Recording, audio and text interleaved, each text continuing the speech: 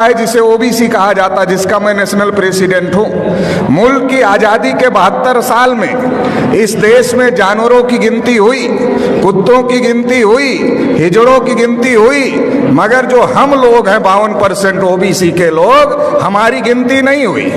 OBC के लोगों को ब्राह्मण हमेशा इस काम पे लगाता है कि इनको मुसलमानों से लड़ाई करने के काम पर लगाते रहो। जब ये मुसलमानों से लड़ाई करने के काम पर लगे रहेंगे तो ये अपने हक अधिकार की आवाज बुलंद नहीं करेंगे, और जब ये अपने हक अधिकार की आवाज बुलंद नहीं करेंगे तो इनके हक अधिकार पर ब्राह्मण कब्जा कर करके रखेगा।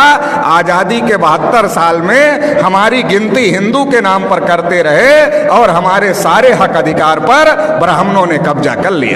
1992 में जब मंडल कमीशन का मामला खड़ा हुआ था, ओबीसी के लोग अपने हक अधिकार की लड़ाई लड़ रहे थे, तो ब्राह्मणों ने बाबरी मस्जिद का मामला खड़ा कर दिया, राम जन्मभूमि का मामला खड़ा कर दिया, और ओबीसी के लोगों को बाबरी मस्जिद के मामले में आगे कर दिया, राम जन्मभूमि के मामले में आगे कर दिया।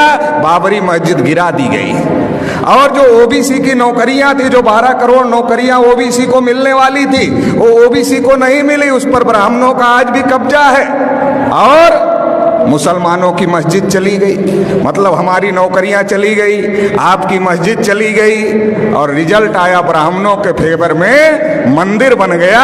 अभी मोदी जी अपने को ओबीसी कहते हैं, मगर उन्होंने ट्रस्ट घोषित किया, ट्रस्ट में एक भी ओबीसी के आदमी को मेंबर नहीं बनाए। जब मुसलमानों से लड़ना है तब हम हिंदू हैं, जब हम अपने हक अधिकार की बात करते हैं तब हम हिंदू नहीं हैं। मुसलमानों से लड़ाने के लिए हमको हिंदू बनाते हैं, और इस देश में हिंदू है कौन? ओबीसी के लोगों को ब्राह्मणों ने हजारों साल से शूद्र बनाकर रखा, पढ़ने लिखने के अधिकार से, धन संपत्ति रखने के अधिकार से, बोलने सुनने के अधिकार से, सभी अधिकार से वंचित करके रखा।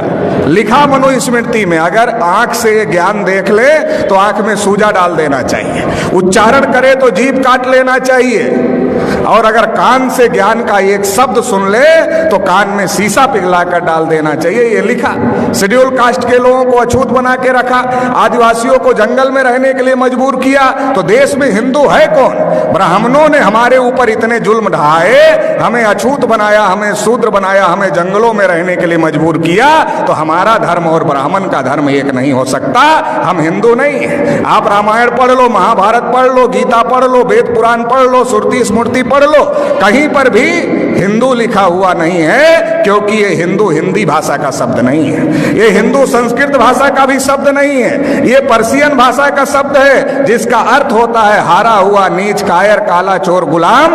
आज भी ब्राह्मण हमको गुलाम कहते हैं, हम गुलाम बनने के लिए तैयार नहीं हैं, और हम हिंदू नहीं हैं, तो फिर हम क्या हैं? हम इस देश के मूल निवासी हैं, और मूल निवासी कौन है? इस देश के शासक हैं, इस देश के राजा हैं। सम्राट अशोक का नाम आपने सुना होगा, अफगानिस्तान तक, रसिया के बॉर्डर तक सम्राट अशोक का राज था। हम लोग उस वंश के लोग हैं। इस बात को हम लोगों को समझने की जरूरत है। भारत के मुसलमान कोई अरब ईरान से आए हुए लोग नहीं हैं, हमारे डीएनए के भाई हैं, हमारे खून के भाई हैं। जब ब्राह्मणों ने हमारे बुजुर्गों पर जुल्म किया तो हमारे बुजुर्गों ने इंसाफ के मजहब को पसंद किया और इस्लाम को स्वीकार किया।